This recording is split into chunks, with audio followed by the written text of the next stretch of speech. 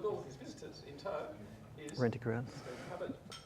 His company is Iffy Social, and it's a social media marketing business.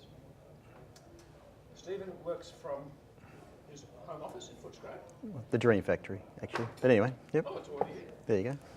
He's been in business for 8 years. His partner, Miss Wong, he has 2 adult children like me, but also a 2-year-old boy, Oliver, who we've all pretty much met at various social occasions. Pets, none, except the toddler is enough. Steve's hobbies are he likes playing beach volleyball, supports the Fremantle Football Club and the Western Bulldogs. Surfing and kayaking, eating out and mucking about with his 2-year-old son Oliver. Lives in Footscray, been there for 10 years. Previously, Stephen's worked as a sport and recreation consultant and a community development manager, predominantly with and for local government. Steve's burning desire is to impact the world around him in a positive way. Something no one knows about Stephen is he led the security team on the MCG Arena, has attended every grand final and Boxing Day test since 2010. That's now 8 years. And his key to success is to have fun and do good. Stephen Hubbard. Does that mean you have to watch the crowds and not the game? Not really. Yeah, but we do keep an eye. It actually keeps you alert, which is good. Now, I'm going to get cracking today, so thanks for that overview, and thank you so much. I don't take it lightly, the visitors that have come along. I really do appreciate you spending the time with us this morning. It really means a lot. Andrew's given a bit of an overview about me. As I've mentioned before, obviously family is important, and the B1G1 is something that I'm kind of committed to. The main value, I guess, in my business is about have fun and do good, realistically. So what I wanted to do this morning was actually talk about a couple of things. Firstly, social media as an asset, right? So we know what an asset is. It's something of value, right? So I think it's important when I talk to people about social media, you kind of got to understand what social media has a broad context to a lot of people. So I tried to bring it right down, and then I'll talk about some referrals and good referrals for me. So the first thing, and I don't know if you've done this for a while, but what happens when you Google your name and your speciality, right? So as an asset, you're often the main asset within your business. What happens? If you've done this recently, anybody? So hopefully what you'll find comes up is LinkedIn, right? So LinkedIn is essentially and should be the most searchable asset for you. And often, and the good thing is when you do your name and your speciality, you want to make sure that it comes up. So it's a valuable asset. It's an online asset for you. So essentially with LinkedIn, you want to make sure that, like the person that is representing your business this morning around the table, you're representing your business and the line of work that you do on LinkedIn. It's your calling card, effectively. So make sure it is an asset to what you do. So that's one of the first things. We generally start with people in their business to make sure that they're all-star, right? So obviously it's a bit of a live teletext. A lot of the people that are visiting here today are as a result of me looking up who's in my LinkedIn connection that does video, who's in my LinkedIn connection that does chiropractic, that sort of thing. So it's a really valuable asset to ourselves individually. But largely what we work on is business assets and business social media assets. So again, from a workshop, we don't have time to workshop this, but what I'd like you to do when you go home, just write these things down. Google your business name. What comes up when you just Google your business name? It should be the main thing that comes up, right? So for me, if you've set up Google My Business, then when you put in Diffy Social, what should come up is this over here. It's called Google My Business. And effectively, someone before, I think it was Craig, mentioned, that's where your Google reviews come in. And that's the link that you actually can send people to actually get them to review your business. Obviously, it's visibility and credibility. If you have a Google Place, people that you're a legitimate business. Often what starts to happen, the more reviews, as Craig pointed out before, the more reviews you get, the higher up you come in the rankings. And it makes it very hard for people to compete against you, particularly for your own name. Luckily for me, for some reason, I guess because you have social enterprise as well as social media, it doesn't actually come up with the Google ads. But as soon as I put Diffy Social Media, you can imagine you'll start to have Google ads because it starts to become a much more competable topic. The main asset that you have online is your website. Now, if you're going to be a social business, how do you demonstrate that social media, that you are a social business? So we talk about good ways of setting up websites, but largely from a social context, we typically read websites like this. Top left-hand side, back across, over to the right. How do you contact us? So if you're a social business, you want to make sure that you let people know these are our social links. This is how you can connect with us, and this is how you can share with us. If you do drag down, I've actually got in there, these are the posts that we're doing, so you'll see a feed, you'll see some of the people that are following, and it's a way of social proofing your website, basically.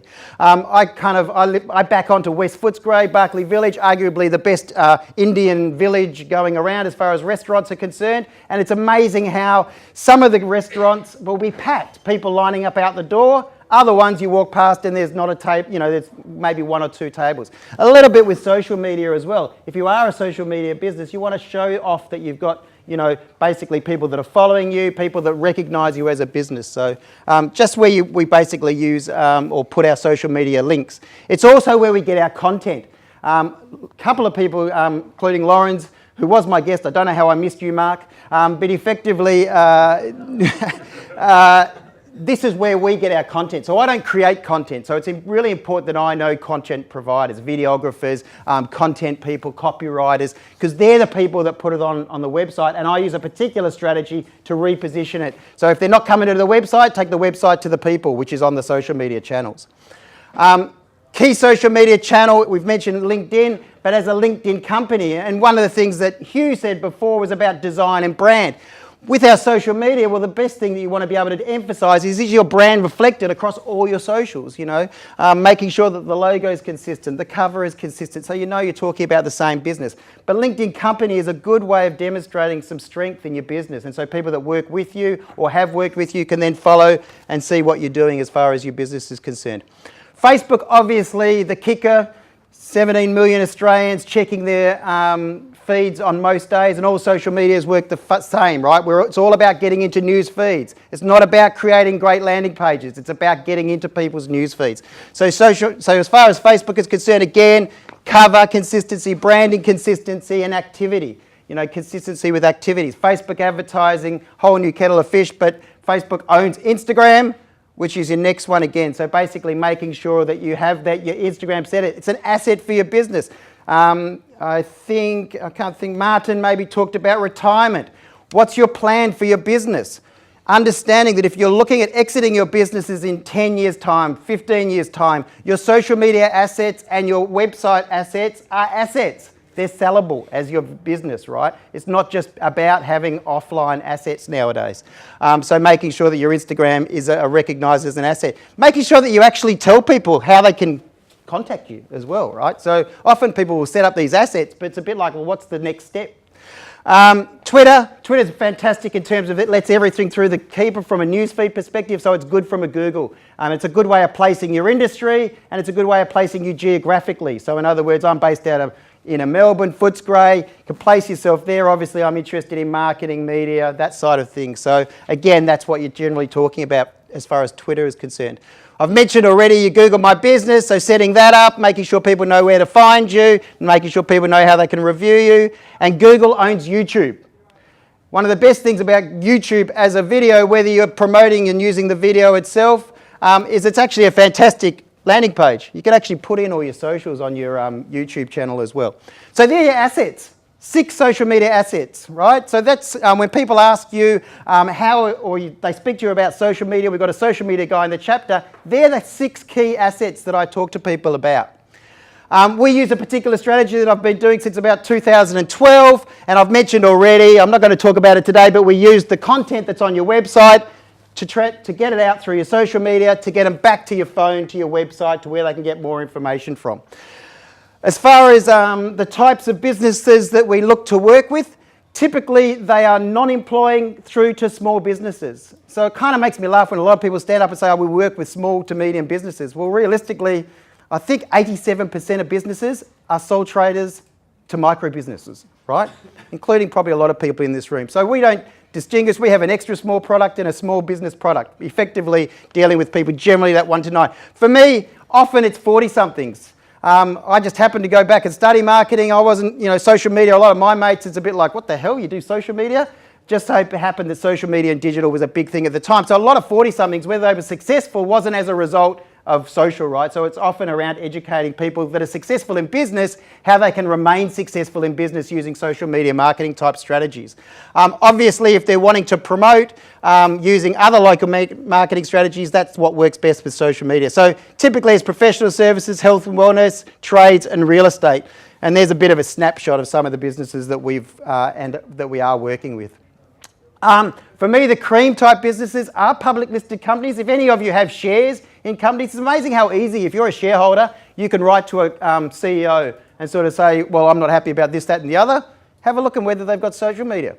Most of them don't. So most of them are still doing the old Web 1.0, right? Just telling us what. So social media, for the Millennium, there are a public listed company. Footscray Traders is an association-based company, or association, I should say. So obviously, businesses that have lots of businesses are great for me. It means I can sort of, speak to them and educate them about the value of social media. And then finally, the game-changing type operation. So I've been working with Action Indoor Sports for some time now, where it's multiple outlets. So effectively, I can put out a similar message, but the call to action becomes different. You're trying to take them to the local Tullamarine Action Indoor Sport or the Maribyrnong or wherever around the different areas. So for me, they're kind of game changers because it means that I'm doing a lot more marketing through to different businesses. And that's really it. So really the question that I ask businesses, and hopefully the sorts of things for people that you're meeting as well, ask them about whether they've used any social media. And ask them what they understand about social media. If they're interested, I love meeting with new people and particularly with businesses that are interested in discovering social media marketing for their business. Thanks for your time today.